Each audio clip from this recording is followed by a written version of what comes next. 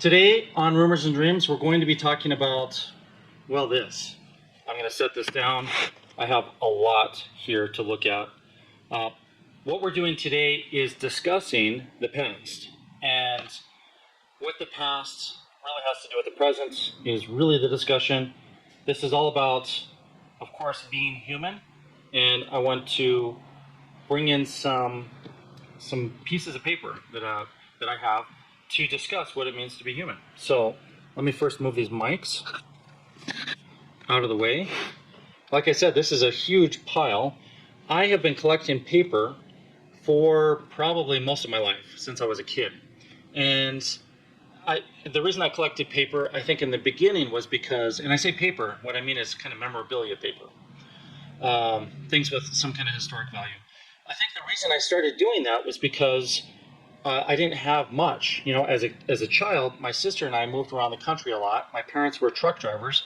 They drove a semi-truck across the country, and they worked for a company called North American Van Lines in the electronics division. So my grandfather owns a franchise of North American Van Lines, and eventually my dad did too. And we would get these jobs where we would usually move IBM computers. So we would be based in the Los Angeles area. I lived in Yucaipa and Calamasa. And we'd go up and down the coast for different things. But a lot of times we were taking loads to whatever location was going to have an IBM computer. And my dad has told me all kinds of fascinating stories about the places that he's delivered, and of course that sometimes we were along to deliver with, including like NASA and secret laboratories, things like that, because IBM built these computers that were cutting-edge, revolutionary, machines, and the computers were actually huge. You know, you think of a computer today, and they're very small. Like I'm not wearing my watch right now, but my Garmin watch, of course, is a computer, and it has a lot of processing power just in that one little tiny disc of a size of a watch. It's just ridiculous. But the machines we moved were designed to fit into a semi-trailer, and we could fit 2 computer modules into one semi-trailer. I think that was a 40-foot trailer at the time. So they were very big, very heavy, very cumbersome. And as a child growing up in a semi, anywhere we went, if we got to go eat some food somewhere and there was a matchbook, or they used to give away wooden nickels back in the day, or other little souvenirs, then I would grab onto those and keep them. And I didn't keep much of that stuff over the years except for some of the paper, but I was always addicted to keeping paper things that were historical and of value. And it may seem way off topic to talk about pieces of paper, but I'm going to show you how it's relevant here in just a minute. And I'll do my best to take photos of each of these so I can put them in the video so you can see what I'm looking at. I ran through all of this, well, not all of this, but a few things in this box with Jen just a little while ago, and I asked her what she thought I should talk about in this video, and she said I should talk about this. So we'll start with this, and I'm going to hit on some other things. And really the whole point of this is to have a better understanding of what it means to be a human being in the world today. And we're going to give ourselves the benefit of seeing how people lived before us through this paper. And this paper, I think, is very, very interesting. I'm probably going to pick 1 or 2 pieces out to talk in many future videos, just because there's so much. And I have way too much of this. I have things that are just so incredibly rare and interesting and valuable, and they were really almost mundane for some people years ago. But this is the Sunshine Daytonian. And the Sunshine Daytonian was actually a publication that Dayton's put out. So this is the Dayton company before it became Dayton Hudson, and I'm not sure if you know what Dayton's is, but Dayton's is a department store, like Macy's. And they would put out one of these Sunshine Daytonians, I believe, every quarter, and I think sometimes they even put an extra issue out. I have a collection of these, and the reason I have all of these is because I used to, years ago, go to auctions and buy estates and buy things from estates, and then I'd resell them. So I used to be an antiques dealer. And it's not like that's what I did for a living only. I actually did that alongside building trumpets and touring as a musician and performing and teaching music. So I did this on the side, and I did it for many years. And I don't do it anymore, but I have enough stuff that I've kept over the years that will keep us entertained for a long time. So this is the first page, congratulating gifts. Or in other words, these are gifts for birthdays or graduations or things like that. And the date on this issue is copyright 1938, Minneapolis. So to give you some perspective, that's a long time ago, right? I mean, that's 87 years ago? So that's nowhere near today. I'm going to flip through it a little bit, talk a little bit about it, read some of it. Stay-at-homes or travelers take to color. Essentially, this section is telling women how they should dress, right? And here we're talking about Hamline University presenting Minnesota's colleges, and they would feature different colleges in this publication, usually in Minnesota because Dayton's was headquartered in Minnesota, in Minneapolis. And it talks about how Hamline University was granted a charter in 1854. And if we continue on, we can see that they're telling women that they should buy some really cool shoes. Now, I want to give you a little perspective here. A pair of these shoes, let's see, we're going to pick out number 4 right here. Number 4 was a dark fabric tie, has the popular open toe with crisscross treatments, black, blue, or brown, also punched white suede. I guess I kind of get an idea of what that means. It probably describes it pretty well. The price in 1938 was $10.75. Now, today that might sound like a good deal because it was, those shoes were probably made in the United States or in Italy or somewhere where craftsmanship was really high quality. And today, most of our shoes are probably made in other countries, not just China, but a lot of different countries make shoes. So looking through this, $10.75. I'm not sure how much that is in today's dollars, but I think it's around $200, somewhere in that price range. So it's not a small amount. On the next page, they show some photos that were taken with a camera, and they advertise this Leica camera, which was $144 to $300 depending on which options and lens you got. So I think I have that camera, and I think I bought it for $1. Because I have a bunch of cameras that I've saved through the years from, again, buying and selling at auctions. And really, this entire thing is all about Minnesota, living life, and buying products. So they're kind of intertwining the two. Events worth a visit to Minneapolis. They're talking about why you'd want to come to Minneapolis or Minnesota. And they're talking about church, sporting events, the Minnesota baseball team, so on and so forth. So this, well, really, it's in great condition. I have a whole box full of the Daytonians. This is our first glimpse into the past. And like I said, this is over 80 years ago. Have you stopped to think about what people lived like? I mean, the people that were purchasing things out of this catalog, almost all of them are no longer alive, unless they were children at the time. Because 1938, I guess if you were 10 years old at the time, then today you'd be, getting close to 100 years old. So those people are the previous generations that really can't tell us too much about what life was like now. And if we forget what the past was like, then we can't learn from it.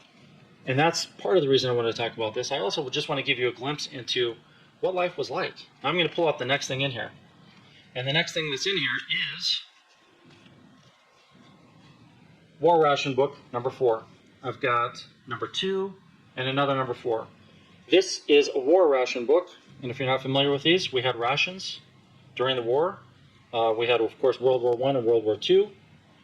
And I'm going to show you inside these books. This one has a bunch of spare coupons left, and coffee coupons are left. And it looks like, oops, I accidentally pulled that one out. It looks like these ones, I don't remember what these ones were, but they're the ones where the statue, it's like a snapshot of the Statue of Liberty holding up the torch. This one is empty. So I know a lot of times they may empty one whole ration book out before they would use another one. And inside, this is interesting. Let me see if I can find it. Inside some of these, they will tell you, you should report people that are cheating. Oh yeah, report overcharges to your ration board. This one belonged to Joyce Darlene Went of St. Croix Falls, Wisconsin. This one belonged to John Sylvan Bowers of St. Louis. And I got these in an estate. The Bowers estate, I bought a ton of stuff from their estate many years ago. And they were dry cleaners in St. Louis. And I'll bring some of these in, but I have, they were a well-off family. The Daytonian was not theirs. That's from a different auction. But the Bowers, they were well-off. They were dry cleaners in the city of St. Louis. And I think they were, kind of the main dry cleaners downtown, or one of them. And I have an entire box full of their family photos. And I don't know why anyone would give these up, but I have photos of old Ironsides. So like the ship that was used, I think, in World War I, right? And it was like the first iron ship. They brought it to St. Louis. I guess they took it up the river. And I have photos of that. And then I also have photos of Amelia Earhart. And I have photos with the family. And I have family members with Charles Lindbergh and the Spirit of St. Louis. All kinds of really interesting things. They're original photos. I think I have the negatives too. We're going to go through here a little further. I'm going to kind of bounce around a bunch, but really I want to get you into the mindset of thinking about what things were like when people owned these things, when this was their life. This is the Constitution and Rules of Order of the Iron Molders Union of North America. It says adopted at Toronto, Ontario, July 24th, 1902. And it says right inside, Cincinnati, 1902. So this was made in 1902, I guess. And this one belonged to, can't read it, Frank Myrove, maybe? This is essentially all of the kind of rules and regulations of the Iron Molders Union, which today we would call casting or forging. And on the back, it does have stamps that say May 30th, 1903. So, I mean, that's the real deal right there. I think you were expected to read this and understand what was expected, the rules of order, being an iron worker or being part of that organization. I'll read a couple little clips just so you can get an idea. Article 2, Representation and Time of Holding Convention. Section 1, this union shall hold representative meetings every 3 years unless decided by a majority of the popular vote. And it goes on and on. There are 64 pages. People actually read these things. It wasn't like the disclaimer that you sign off on the internet and just to get through to download your software or something like that. The next item I'm going to pull out here is a picture postcard. That's it. It's literally just a postcard of 4 little kids. And those 4 kids, it looks like the first one might be in diapers. It's black and white. None of them look very happy. And you just have to wonder what life was like back then. And there's no year on it. I don't know when it's from. All right, this one's interesting. This is the Conoco passport. Check that out. And you're probably thinking, what does that mean? Conoco passport? Well, this is what's inside. And the Conoco passport says, season 1933, Mr. J.S. Bowers, St. Louis, Missouri. This certifies that the person named above and whose signature appears hereon is a guest of the Conoco Travel Bureau entitled to the rights and privileges of Conoco service and every courtesy or service within the power of any Conoco representative to render. And it's signed July 3rd, 1933. And if you turn the page, keep a record of your trip, day-by-day expense. In case of emergency, notify. And they have these expense records here. So every page is a different page to keep track of your expenses when you're traveling. And Conoco is a gas station. That's a gas station brand, in case you don't know that. And they are still around today. So from the 30s, nearly 100 years ago, 92 years ago, this was something that somebody could keep on them. Now I have many versions of this, some from other gas stations, and some are filled out, and I have some ledgers where people kept every expense for their entire lives. And what I mean by that is they're a little thicker, but imagine you went to the store and you bought some bread.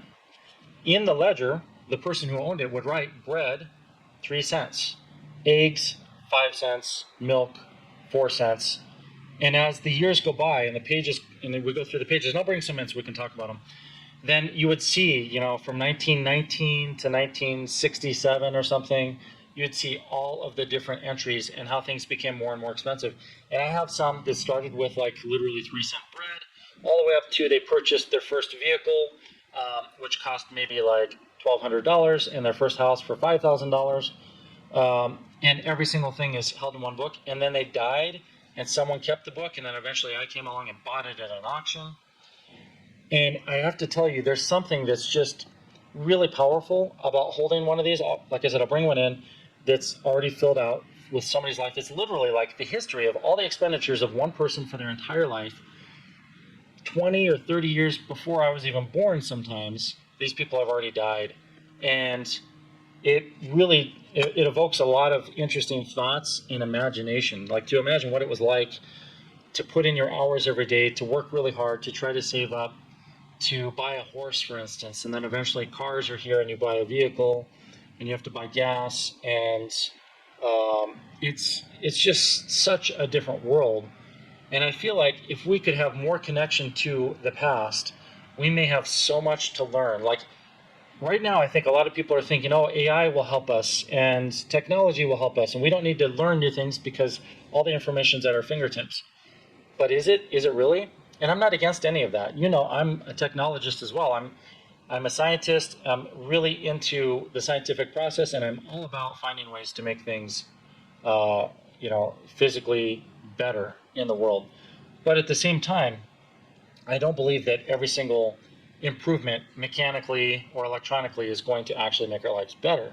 And being someone who, produces really high-end musical instruments, I mean, what better luxury is there today than that really has an art attached to it?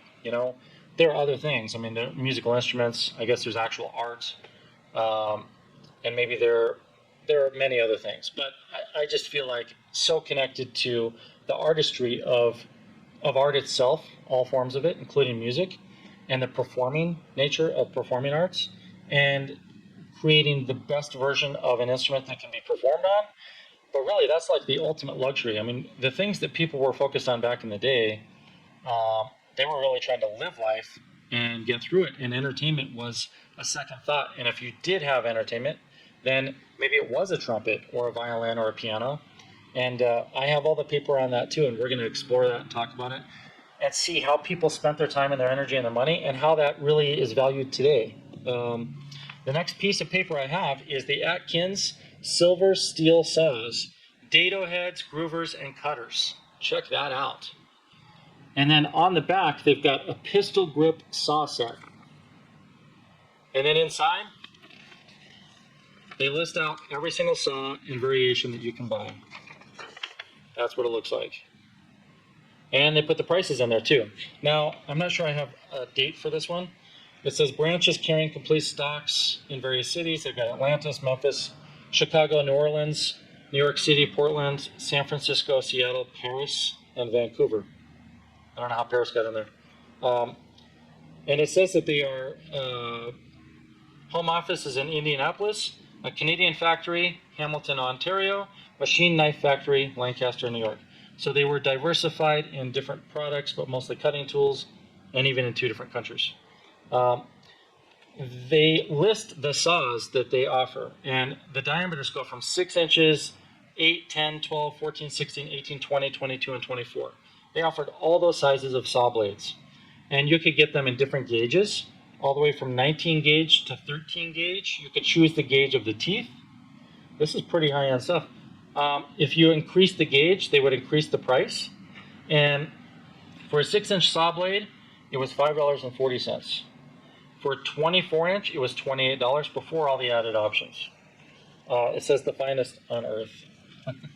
Can you imagine picking one of these up and thinking, I really need to shop for a saw blade? What would be the reason to need a saw blade like this? Unless, of course, that was your skill set, was to make things, right? You wouldn't buy one of these for fun. That was work. All right, we're going to go through and find another piece of paper. There's so much here. Well, this one looks interesting. The Commander Logan Cocktail Lounge. All right, it says here that the Logan Hotel in Murfreesboro, Illinois, was built by the Logan family in their hometown. And it traces the whole history from 1826 to 1886. And it says General Logan's order for first Memorial Day. So somebody must have visited this place and kept the brochure or the memorabilia. All right, I've got a couple of really cool ones. It's going to be different every time I show you one of these because there's just so much. Let me just set a couple of them aside. The Grand Opera libretto. Okay, check that out. And this is literally the libretto from Cavalleria Rustanica. And they have they have the whole play in here. Everything's in there. And then at the very end, there is a little bit of music. Looks like the main theme, the intermezzo. I'm guessing that you probably bought this when you went to a play or an opera. You know, I mean, you still get things like that today. All right, we're going to keep going. The Map and Guide to Mesa Verde, which is in Colorado. It's a national park here.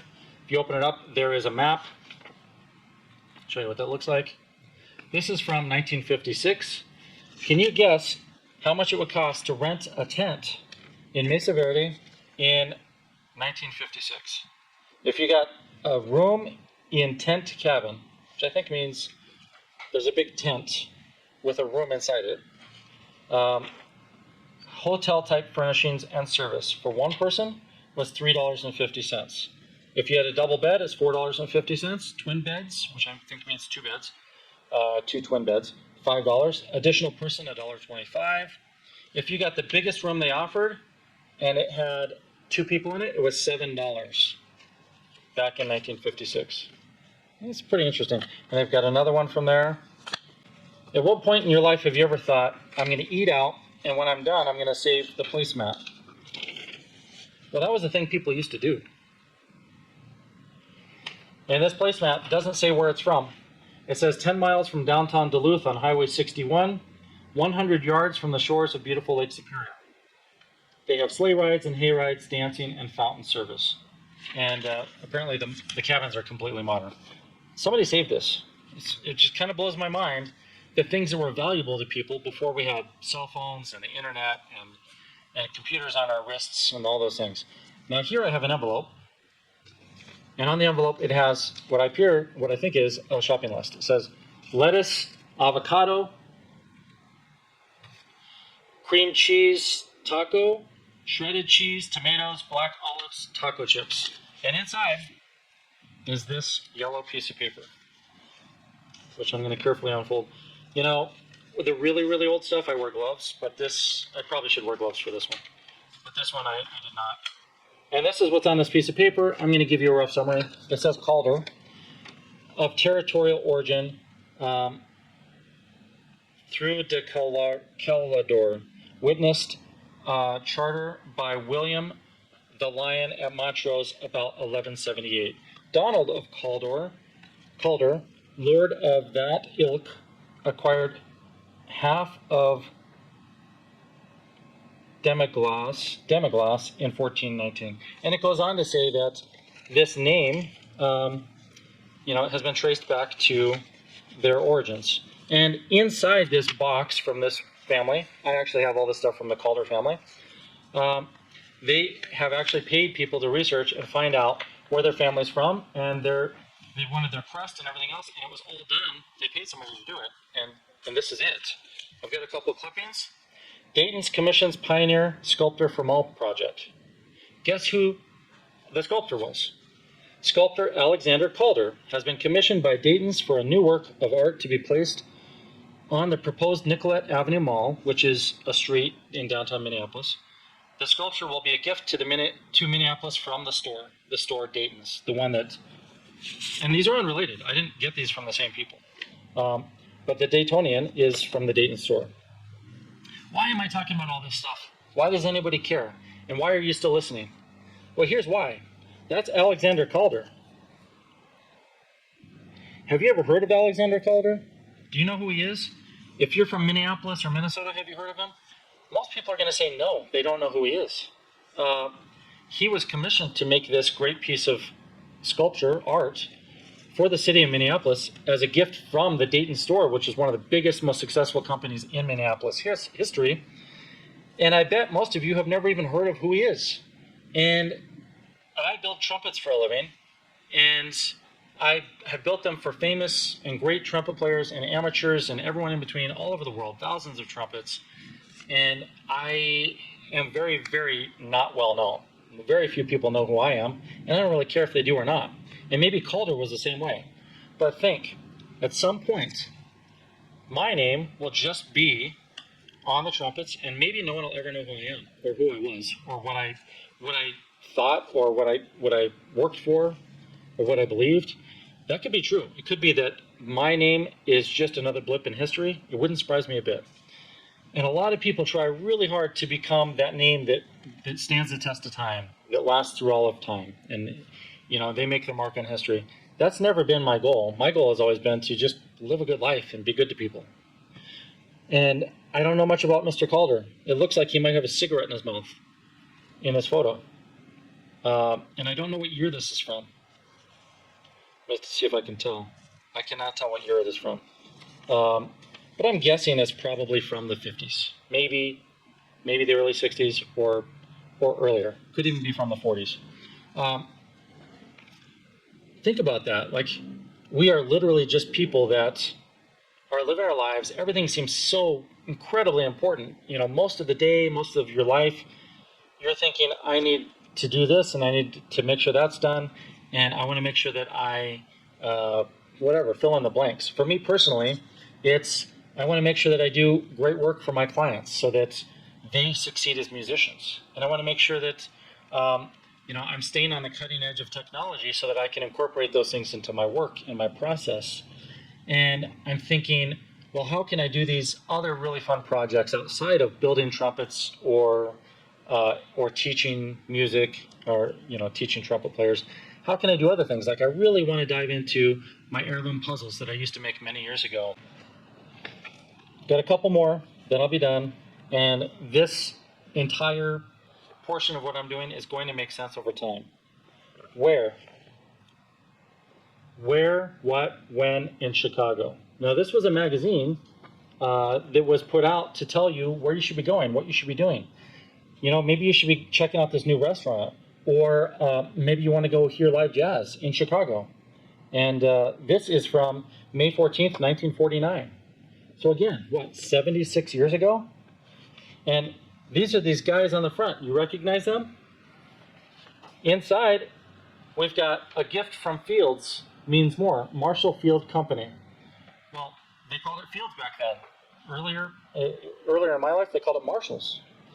Where to go? I'm going to read you a few of these. Current plays. There's a whole section of current plays. At the Allegro Theater, they have the Rodgers and Hammerstein musical about the life and problems of a young doctor featuring William Ching.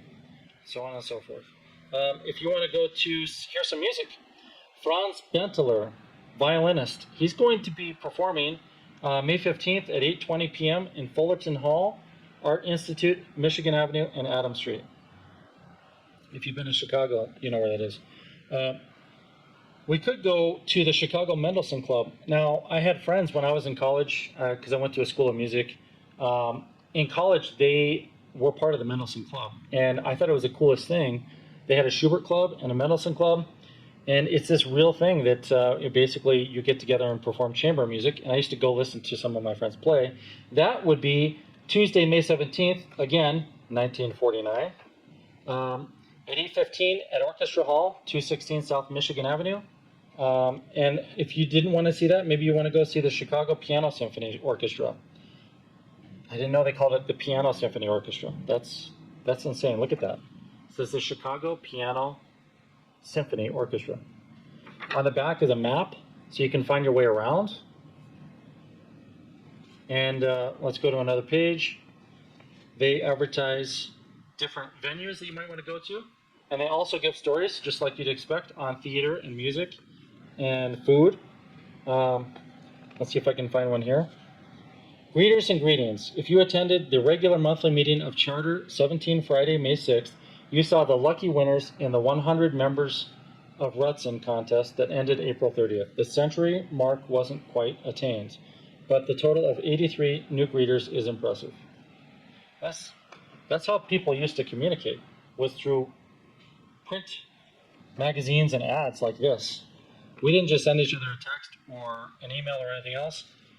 In fact, even when I was younger, people used to post little paragraphs in the newspaper, and they'd say, hey, I saw you somewhere, and I'd like to see you again. Like, say a guy sees a girl on a bus, and he's like, wow, I saw you. You're wearing this, and we were at this place at this time. If you read this, then write me back. And they would send things back and forth in the newspaper until eventually they might meet, or maybe they never did. That was a thing. That's how things used to work. It wasn't so fast. We would have time to consider that option, whatever it might be. You'd literally look at this and say, well, you know what? I'm thinking I might want to dine at the Hotel Ambassador West at the Buttery because they have attractive and intimate spot, much fancied by gourmets and society folk. Musical entertaining and dancing.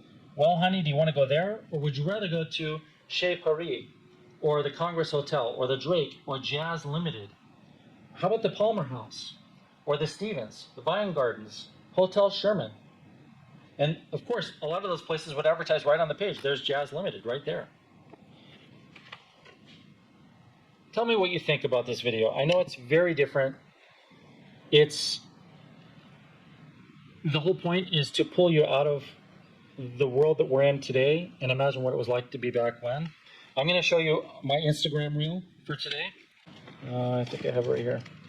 Instagram is that app where you can scroll through and people post photos. And the cool thing is, a lot of people will post really fun things like a cool place or really interesting food like we were talking about, or music, a little snippet of music, and you can get videos on there. But Instagram is kind of the equivalent of this. Now, I have a huge collection of postcards. I have postcards all the way back from when they started creating postcards. And I'm going to show you a few of them. This is interesting because this set of 3 postcards are all related. They're all written by the same person. So this one is in Salt Lake City.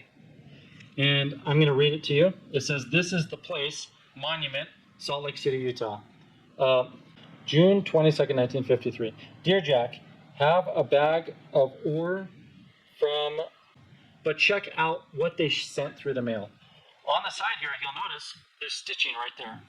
And that stitching is holding on a little bag of copper. This is copper ore from the Utah copper mine in Brigham, Utah. And they sent that through the mail and it survived. And it cost 3 cents to send that.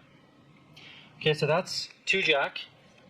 The next one is the Golden Nugget, which I spent a ton of time at the Golden Nugget as a child because, like I said, my parents were truck drivers, and we would drive through Las Vegas to our destinations and then back home.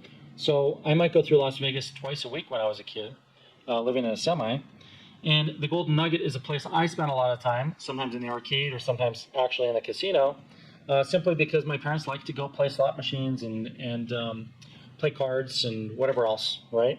So as a kid, I learned how to count cards so I could know how many were left in the deck or the multiple sets of decks.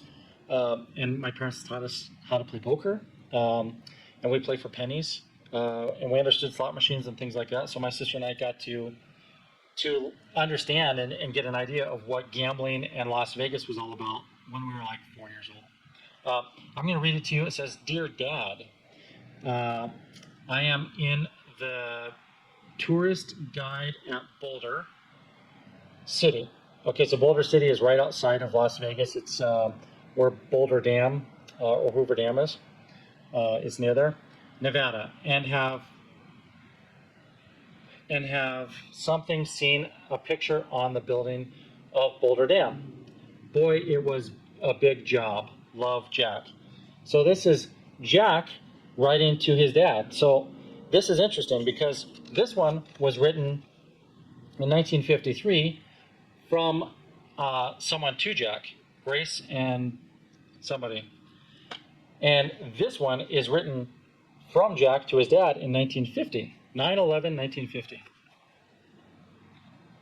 So imagine you go on this big trip, you send this. This is your Instagram. These are our Instagram reels, right? All right, the next one, we actually get to see Boulder Dam, which was renamed Hoover Dam. Dear Mom, we passed through Las Vegas this afternoon. This morning we climbed Angel's Landing. Boy, it's rough. Angel's Landing is a part of, it's right next to Hoover Dam. It's an area you can hike, essentially to get a good view, and there's hot springs there and everything else, and you can go down to the river and swim. I used to live there, so I know about this. Bryce was nice too. Tomorrow we will be in California. Love, John. Okay, so Bryce is Bryce Canyon. If you haven't been there, you should check it out. And that's the next post in our Instagram reel. And then the last one is this photo right here. And this one is to Mrs. B. Bowers. Dear B, we crossed the border to do a little shopping. Quite a little different atmosphere over here, Alice. And that's what the back looks like. This is a postcard from the arcade of typical Mexican bazaars, Tijuana, Mexico. And I've spent quite a bit of time at that bazaar in Mexico as well. And honestly, it really didn't look that different when I was there as a child. I don't have many photos, but I should pull those out too. So here we have just one little batch of postcards. I've got probably 1,000 postcards, maybe thousands. And all of those were this one family traveling in the Southwest. So that's our Instagram reel for today. Very different. I find it very interesting. But I also just find it so interesting that these people went to these places and these were the big memories. And the big memory was saved probably with some photos and then with a postcard, or sometimes no photos at all and just a postcard. And the talking about the memories.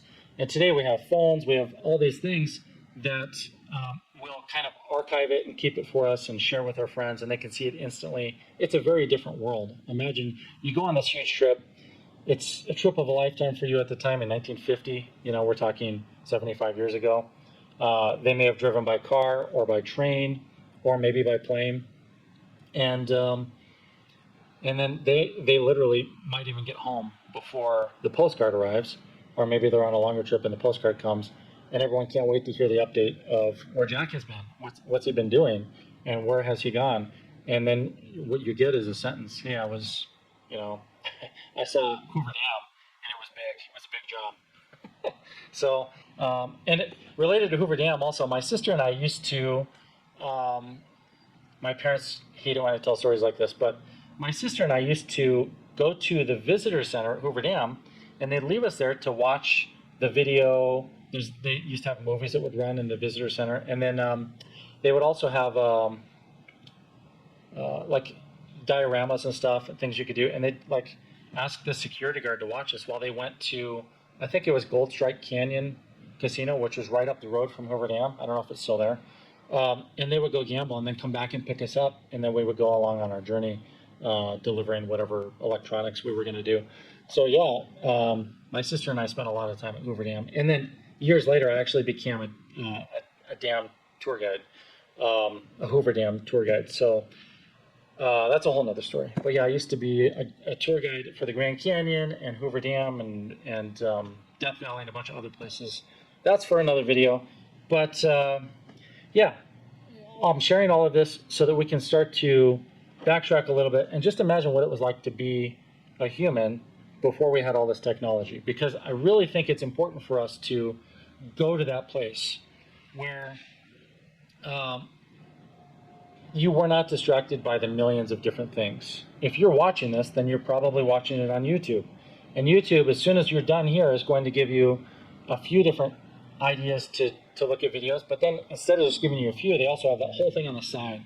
They're going to say, hey, look at all of these ones over here too.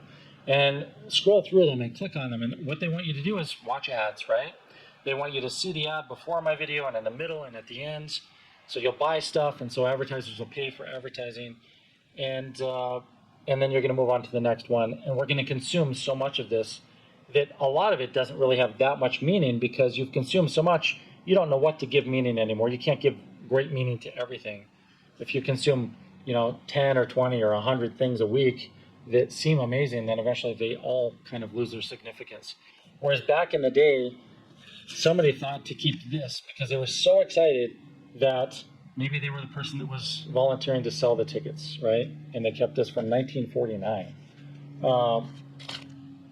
That was a big deal to them back then. And maybe the circus came through the town every year or two. This person, probably that was a really big part of their lives. And the circus was what the internet is to us today. You know, so if you can imagine just what that was like and how our minds probably were in a different place or programmed differently. And I do wonder how much is too much and how little is too little. You know, we have to find that balance. So thank you for joining me. Please leave comments.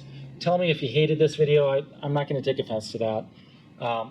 You know as well as I do, this isn't a trumpet video. So if you're thinking, why did I watch this? I want to watch trumpet videos.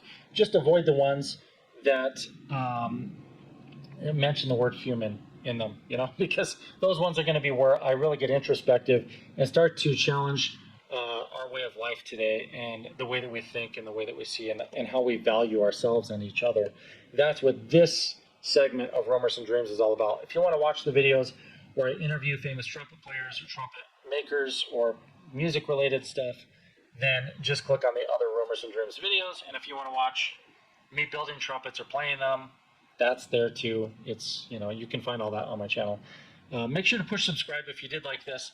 And if you give me a thumbs down because you hated it, I'm not going to be upset. It's perfectly fine. It would be nice to know who liked it, who didn't, and why. I have a long list of topics. This one was kind of diving into paper so you see where I'm going in the future. And like I said, I've got this full of paper, but I have like a dozen of these. And I'm not going to sit through and sift through every one of them. I'm actually going to pull out the ones that I think are pertinent to the conversation. And really, that conversation is about what it means to be a human being today. And I think we need to talk about it and redefine what that means, because I think a lot of people are forgetting how important it is to care for yourself and to care for other people. And that's why I'm doing these videos. Thank you for watching. I'll see you next time.